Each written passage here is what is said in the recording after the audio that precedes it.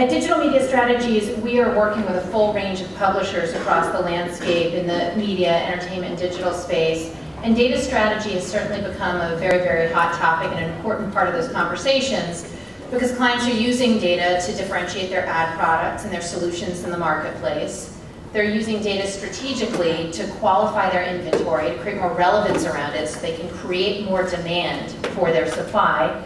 And perhaps most importantly, I think data is being used by many of our publishers to know so that they can really differentiate their positioning in the marketplace. They can know more about their audience, know more about their consumers, and have deeper insights about those audiences.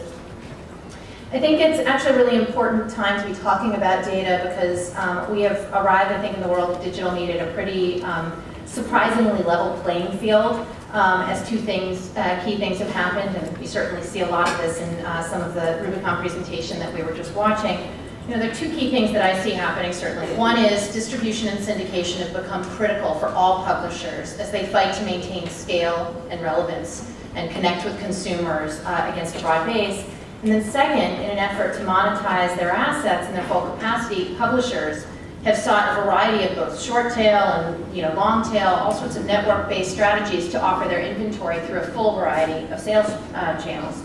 And so the effect, and I don't think it will last, is that the market has certainly become quite commoditized. And if you're talking to any major publisher, they are certainly talking about the pricing pressure and the impact that ad networks have had on their core sales channel. It's my belief that brands and context are going to reclaim the high ground as driving value for marketers. That environment should play a key role in at least a part of the marketer's digital media mix. That's not to say that audience-based strategies and performance-based strategies don't matter. It's that all these strategies together play a role as we look at the full range of the purchase funnel. And it's my view that branding and awareness, I think, have certainly taken a hit as people have enjoyed sort of the pure accountability of the medium. And so hopefully the pendulum will swing back, not to the other extreme where it's purely about brand and a lack of accountability, but a blend of strategies. So if we believe that brands and consumer insights matter, how do we position that to marketers?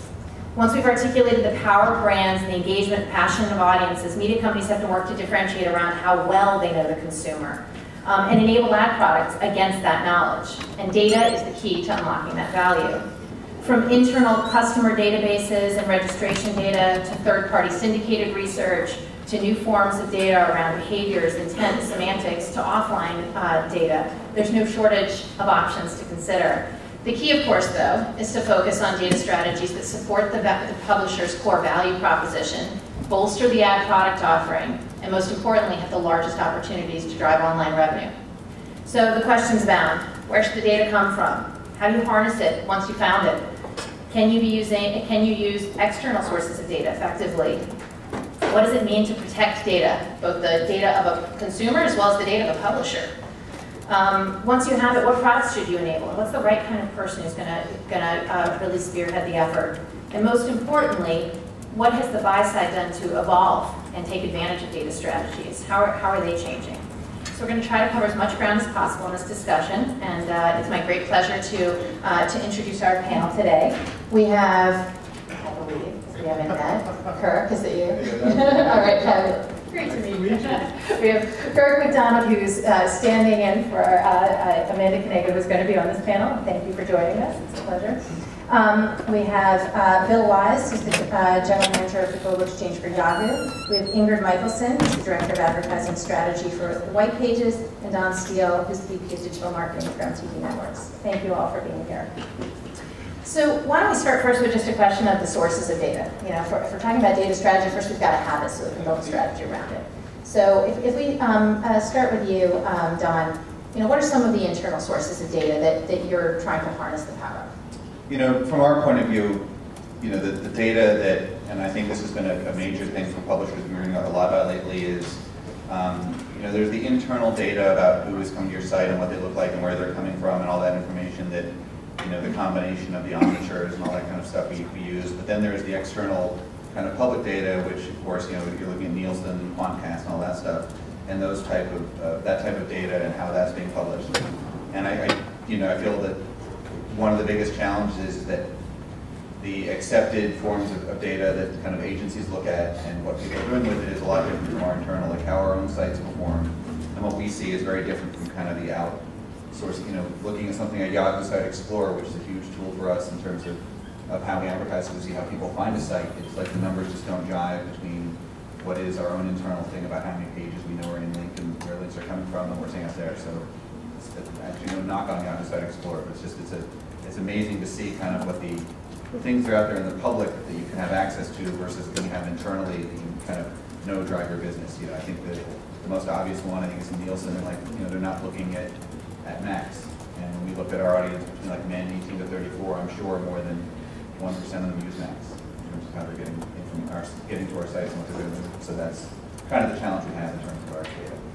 So if we're to assume that the third-party providers like Nielsen and Quantcast and many others are being overlaid on the ad servers and enabling various ad products out there, how does one start to create a sense of proprietary ownership, unique insights, about one's audience, and really bring a different strategy to market where you have all the things that the market enables, but you're able to bring a new layer to the equation? Bill, do you want to address that from Yahoo's perspective? Sure.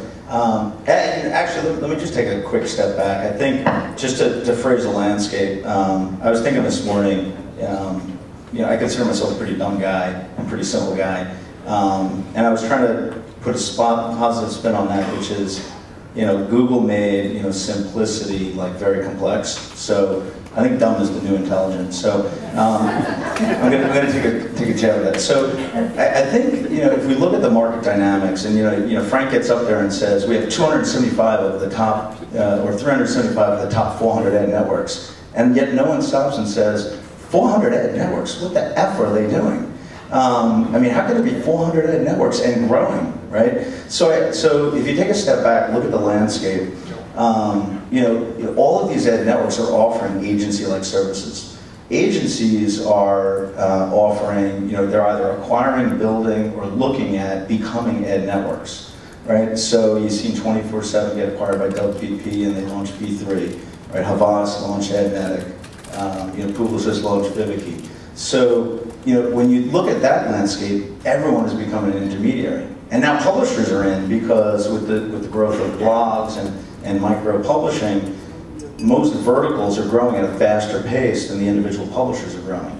So everyone has access to everyone else's inventory, everyone is an intermediary, everyone is a syndicator, and the only thing that's truly unique is data, right? So I'd love to spend a lot of time kind of talking about who has rights to what data. So clearly from Yahoo as a publisher, we believe we have a lot of purchase intent with search. We think we can do a better job at leveraging that purchase intent on top of our display business.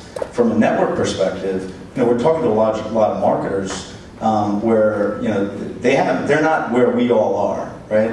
I have conversations with large consumer packaged good companies, and they say, your data is our data because you're going to help me achieve my ROI objectives, and our data that we collect during the campaign is our data. But my data is my data, and you can't have it.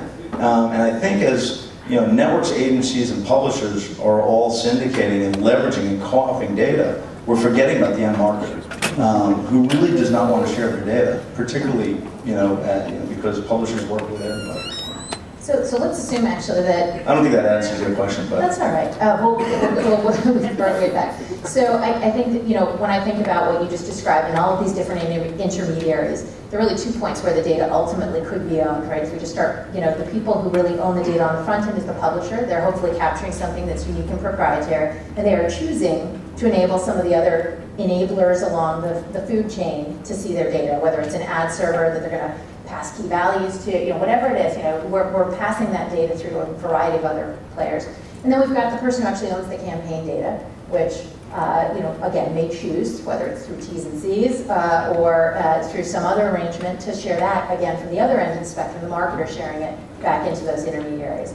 So, if we start with the publisher side, from WhitePages perspective and from Timing's perspective, what's some of the unique data that you're capturing, that you're owning, that you're choosing whether or not that you have an option, whether or not you're going to pass it along to other people who might enable your ad products and solutions as you bring new things to market?